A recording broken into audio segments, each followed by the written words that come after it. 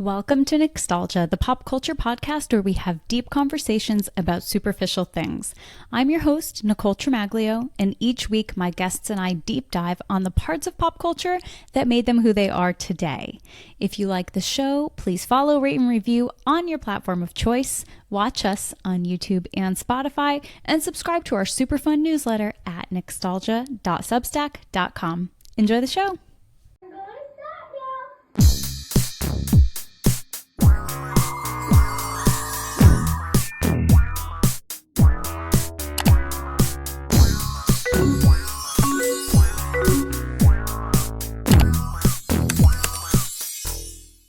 Hello and welcome to this week's episode of Nicstalgia. I have Fabi here with me today. You might recognize her because she has been on Nicstalgia before with a few of our other friends in the episode Social Media, the reality show starring you, which was one of my favorite episodes. We talked all about the psychology of the internet, and if you haven't watched it yet, definitely make sure to do that. Today we are going to chat all things Barbie, about Fabiola's projects, the meaning behind them, and AI. It's really been kind of a topic of discussion, but this is a medium that she's very familiar with. So we went to her first. Welcome, and thanks for coming back on the show. Hi, thanks for having me. Yes, I am super excited. I love your show, and I send it to like almost everyone that I know that are into Y2K culture and like fans.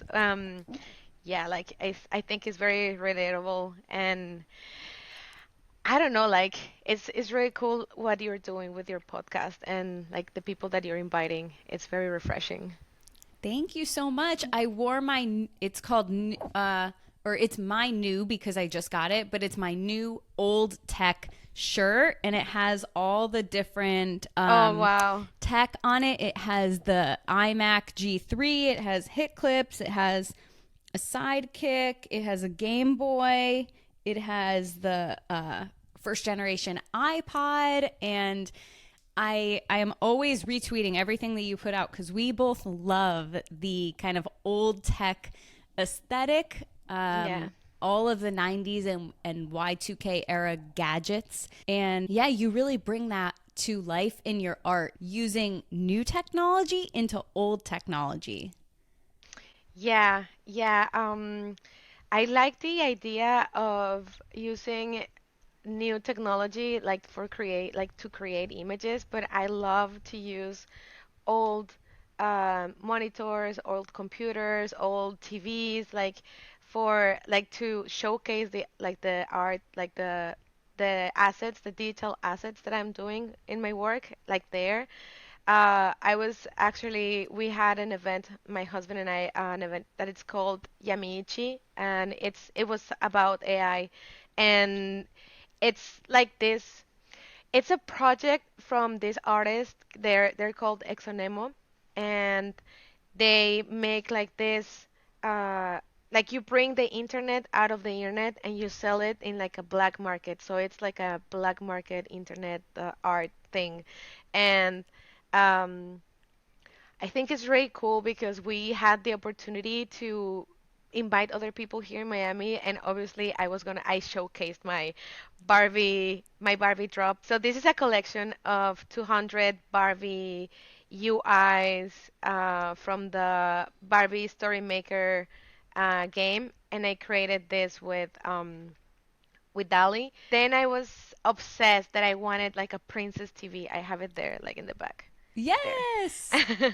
So So you have this Princess TV that you were able to show your digital art on. yeah, oh my God, it was so hard because I don't have like a DVD thing, like a CD thing in my computer anymore. So I had to buy like something like external, and then I wanted to burn like the DVD, but then the DVD it was burned like in a way that it was like it could be opened in another computer, like in another DVD reader, but not in the TV. And the TV has like a DVD player inside. Like so, I I tried almost like 10 softwares that I found on the internet, and I was just like, oh my God, I'm downloading all these things that I don't know where they're coming from, and like I don't know if they have a virus or a Trojan or something, and I was just like scanning it with the antivirus, and then I finally gave up and I just bought software. I don't remember the name, but it just lets you like when I put the DVD there, it just goes immediately to a menu, and the menu, you could customize the menu. So there was like a pink computer image that you could put like the Barbie, like a trailer, for example. And yeah, I burned like the DVD. I wasted like six, seven DVDs because nothing was working. And then we took the TV to the place, and I had it in a pedestal. And a lot of people liked it because they didn't know like what was happening. Because also I took some, like the Story Maker soundtrack that I found on YouTube.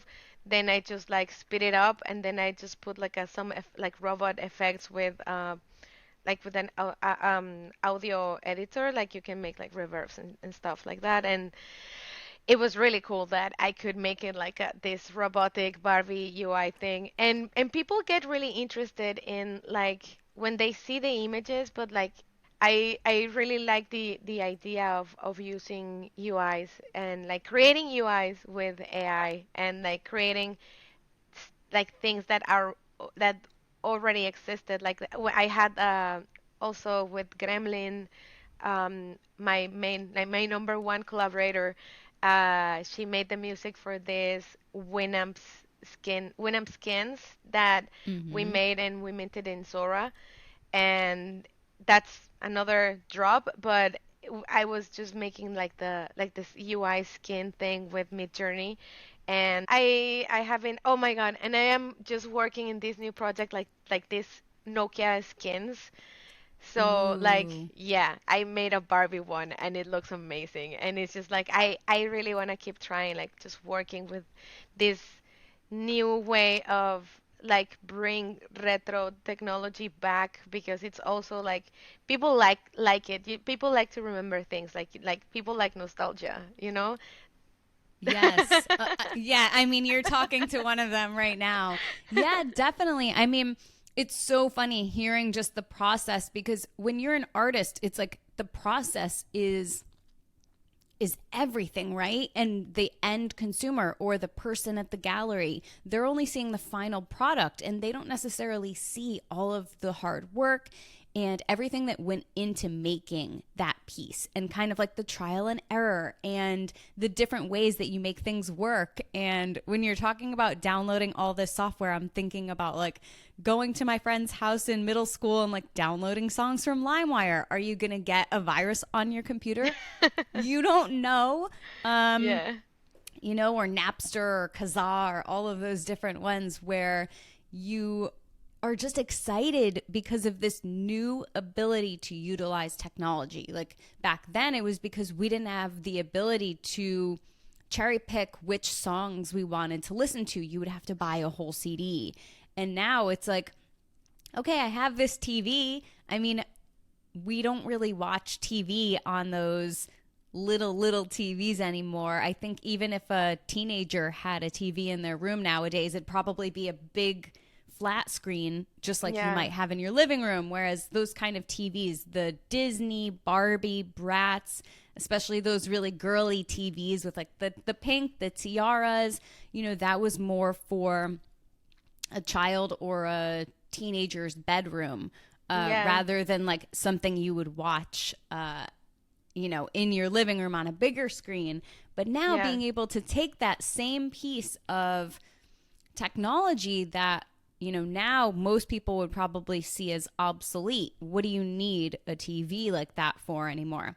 And being able to breathe new life into it and be like, actually, I want to use this as my UI to display my art in a way that's completely unexpected. That's really exciting.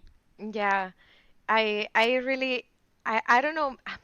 I think I got really inspired by Exonemo, actually, that they always had like a lot of like cables and like different and also Namjoon Pike, like, but he was using like like the technology that was available at that time, but like I really like when I see people using things that are supposed to be obsolete. Um, Mm-hmm. and I like to just go against like that obsolescence programming that like things have. And like this TV, I bought it on eBay, and it was not that expensive, but I somebody asked me to have it in a gallery in back in December in Art Basel, and then I was like, but are you gonna give me like a paper where you're gonna say like, yeah, you're gonna sign a contract that you're gonna take care of my TV? Because I know it looks old, but the thing is that like it's irreplaceable because there are very few of these TVs, and some of them are very like are incomplete or for by parts or something. So I don't want to like risk anybody like just like I don't know, like damaging the TV or something. And and a few years ago, I had like this first Barbie project that I made in Mexico, and I also used an old monitor and an old keyboard, like the big with the key, like the keys, like that were like thick. That when you Mm-hmm. were typing, it was just like taka, taka, taka, taka, taka. And I had like this Barbie game that I think we talked previously. It's the Barbie Hairstyler. Yeah, Barbie Magic Hairstyler. Exactly. Yeah. So and it was in Spanish. I loved it because the voices were uh like so cheerful and like for kids, right? But I used to play like the theme of the exhibition was rituals. So everything was like about like this technological ritual that people had. And so I was just like everyone was like so serious about like their practice and their art, and I was just like I was the only one that had like this pink curtain in the middle of the museum with a pedestal and like an old computer. I really liked the idea of me like at that moment like an adult woman like talking about like rituals about technology, because I was feeling that I was identifying myself with the Barbies that were there, because they were like brown Barbies, like brunette Barbies and black Barbies. So I just felt like, oh my God, like this is like my thing. Like I can literally just like identify or see myself like that, because Barbie is aspirational for girls. Mm-hmm. And so I thought it was like a really cool thing to play that game when I was a little girl. Yeah, finding that game on YouTube again because my sister had the CD-ROM, the computer game, and just hearing all of the sounds again. And I've talked about this with the Fisher Price Dollhouse computer game, which is my favorite computer game of the 90s. And just seeing what the UI looked like, seeing them click through all of the different options, changing the hairstyle, giving her a haircut, doing makeup, and then sending her off either. I think there were a few different options, whether it was Yeah. like date night, your wedding, your career, and there was one other thing Halloween I party. yeah, and a party. And Yeah. it's just really interesting because there's so much there for the last 50, 60 years. There's been so much controversy about Barbie and how it affects the identity of people, particularly young girls. And I think it's so interesting because it's not so much that we saw these Barbies and played with Barbies or played a computer game and said, oh, my only paths in life are that I can get married, I can go on a date, I can go to a party. It's not that we were thinking about that. It's that the adults in our lives, right? Whether it's the parent or the family member or the friend who buys you that Barbie or that computer game. It's even the people who make the computer game, who market the computer game. It's less about what children think about their toy, because when you're a kid you're not thinking about that. It's the meaning that adults assign to that toy and the projections of what our society looks like onto this little 12-inch piece of plastic that gives it context and gives it meaning. And something I love about your art too is how you are willing to acknowledge that, and you know that, and we are Barbie girls living in a Barbie world and we're totally okay with that, but at the Yeah. same time being able to subvert this narrative of, okay, I have to be skinny and white and blonde and tall and my rib cage needs to be this size and my whatever, because we've seen in the documentaries that those body proportions are physically impossible on a human being. We've seen that, Barbies, oh, make girls feel bad about themselves. And it's like, well, if Barbies made people feel bad about themselves, then why do people still feel that way? It's if it's Barbie, if it's social media, if it's fill in the blank, it's because ultimately the roles that girls play in society have not changed. The root of, the pandering to women and girls, wear this and you'll be enough. Wear this, you'll be special. Fit into this group and you'll be liked. Do your hair this certain way and you'll look younger. And it's like the constant messaging of like, you're not good enough the way you are and you need to change to fit this ideal.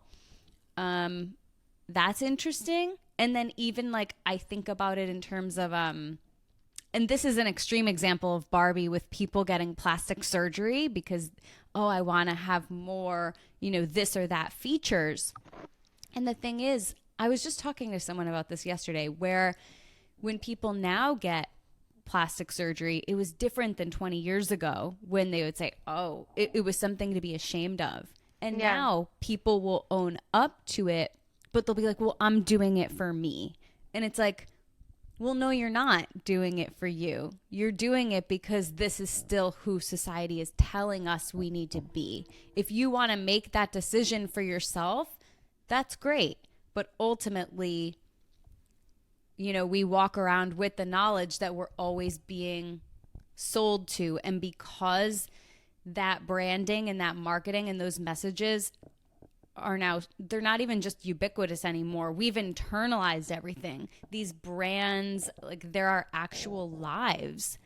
So I think it's really interesting to see how Barbie, a brand that's been around for so long, has evolved in that way. Well, I think the misconception around Barbie is that when you're a little girl, you always have like the aunt or the friend from your mom that gives you like a doll, but it's like a baby doll, so you can take care of it. And then it's just like when you're a little girl, or when we were little girls, we used to feel the pressure of motherhood since we were little, like, oh yeah, you have to take care of this, and you have like your little kitchen and your little something. And then when I just remember, like my sister and I had the Barbies, we had like a band to go like for like to the for camping. And then I had a house that it was like portable and it was like a suitcase. And I remember that I would take that house everywhere. And I had the convertible, like yeah, Mm-hmm. like the car. And I was like, Barbie's a badass. Like we had the Barbie astronaut, like the Barbie, like the doctor, the pregnant, the one that was pregnant, and then it was banned. And Yeah. then like, and I don't know why it was banned. Like it's obviously like like babies are like there in that part. Like it didn't like have the thing to give it like, Right. you It know. didn't actually give birth. Yeah, exactly. But I think that Barbie, it's aspirational in a way that you're not just like saying like, oh yeah, I'm just gonna be somebody's wife and I'm gonna be a mother. It was like, no, you can be an astronaut, you can be like the skater, you can be the gymnastic, you can be like the executive, and you can just like have all these cool professions. And actually, I think that's what in Toy Story how they portray Barbie. Like there's the guide Barbie, and they're like the Barbies are having fun, but then the Barbie that is with Ken, and they show it to you like Ken is just an accessory to Barbie, like because Ken is the one that he needs to match with Barbie, with the Barbie outfits. Like he is not like, oh yeah, I'm the strong, powerful, just like man that is just like whatever. Like I'm that Barbie is just like my side. No, like Ken is the side of Barbie because Barbie is the main character and like the protagonist of her life, and Ken in the Toy Story movie also, like Barbie was like really smart. Like she was like saying something like very philosophical things, and she was the smart one, and it was like that's the way like Barbie's supposed to like be relatable and aspirational, that girls can say like, oh yeah, I can be as powerful, as smart, I can have like a cool profession, I can be somebody like that can be that like I don't need a husband, like I don't need to be a housewife, or I don't know to I don't have to be a mother just to feel fulfilled as a woman, and I think that's, yes, it's white, blonde, and tall and skinny, but there's more behind that. And I think that we like, for example, Bratz, like those are not aspirational at all. Like they are completely superficial, and like they were like, if you watch the cartoons, like they were really dumb and like revengeful and mean. And like Barbie was always like a nice person, and like the Bratz were mean, and like Bratz like aesthetic, and like especially like the faces and the big lips and like the makeup, like it's very trendy, like for in what is happening now, and how people they Mm-hmm. just want to like just do a lot of things on their faces. And like that's how also started with the filters, like with the Instagram filters, like making like the nose like thinner, the Mm-hmm. lips bigger, and it's just like do we want to be always like being in a way like not not manipulated, but like to always follow a path of like this is the way that you need to be. Like there, like besides Barbie, like there have been like a lot of women that are um like this the stereotype of what a woman is, like Marilyn Monroe, like at the same time, like the Victoria's Secret models. And I don't see society like especially like a lot like now we pointed it out, but like before it was like it's best to blame a toy than Mm-hmm. blame the actual like media that it's doing like a lot of things to the young girl's mind, like the movies and Pamela Anderson and all these things. And everyone can look the way they want, but it's just like the way that media portrays that person in a way that if you don't look like this, then you're not worth it. Instead of like, oh, we can all be beautiful in our own different specific way, and like you can be like you can be any ethnicity, you can have the type of body you want. If you feel beautiful and the clothes fit you in a way that you like why not? Like like we Mm-hmm. we shouldn't like just blame toys or video games for violence and stereotypical like beauty standards. Like I think that's not the right way to blame how kids are learning some things, because also like kids can you can teach kids that this is a toy and violence is not okay, but you can play with the thing that you saw in G.I. Joe when you were a little kid, like because that's part of also like playing, like it's pretending that you're doing something that you're not doing. It's so interesting the kind of societal conditioning that people are still subject to, and going back to the point about Barbies versus Bratz. And now there are so many memes basically just saying that all the girls who grew up playing with Bratz now want to look like them and have changed their faces accordingly. And, the whole kind of like Mean Girls movement that we grew up with, the movie being kind of like the pinnacle of all of that. Yeah. And just the, our society's habit of pitting women against each other. And it's really interesting to see how all of that messaging, all of that marketing, even if you think about beauty companies' slogans, maybe she's born with it. Maybe it's Maybelline. It's like, oh, okay, well, if I wasn't born with it, at least I could put makeup on and then feel better about myself. Yeah, but the whole idea is that you're just kind of compliant with all of the different messaging that you receive. And I think that it's really hard too with how you're saying that Barbie's an intellectual. She's actually really smart. And we talked about this in our last episode, kind of not being able to show up as intelligent as you are because you fit in this box and society puts you in this box. And I'm like, well, intellectual stimulation is very important to me. But if people just want to hear me talk about my shoes and my outfits and my hair and my makeup and my nails, then okay, I guess that is what makes me important, or that's what people give me attention or validation for. Yeah. And granted, I love all of those things. I think that then it's kind of our responsibility too, right? Where if you have an idea, I think this is kind of where we fit in with our interest in technology too, right? Where it's like we kind of have to show up in these spaces and be like, well, I can like Barbie and I can want to learn about coding and be technical in a way. And even though that's not necessarily what we were brought up to do, being able to say like, I just feel the most me when I get to show up like this, whatever this means to you. Mm-hmm. I have to ask, are you excited for the Barbie movie? Of course.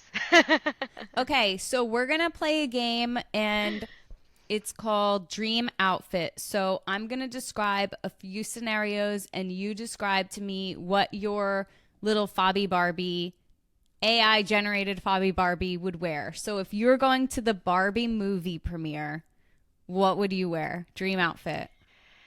I would like to buy maybe a velvet pink dress and like high pink heels and like just do my pink nails and just like go like that in a little bag.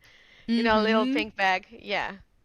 Okay, if you were going on vacation, where would you go and what would your dream outfit be? I would go to Malibu. Like, yeah, and I would just like bring my like this sounds very stereotypical, but I would bring my my rollers and I would have like a little short and like just a top and I would go like skating around. Yeah. Like and a little purse like but like this tiny uh 2000s like it was like a backpack but they were like really tiny. Yep. Like that type of bag would be my ideal bag. I had that Barbie, the one that is roller skating in the movie with that kind of sparkly outfit. I had that Barbie growing up. So when I first saw those pictures, I was like, ah. Okay, we're changing gears from dream outfit to your dream career. That's a good question. Maybe the Barbie ice skater? Yeah. I knew.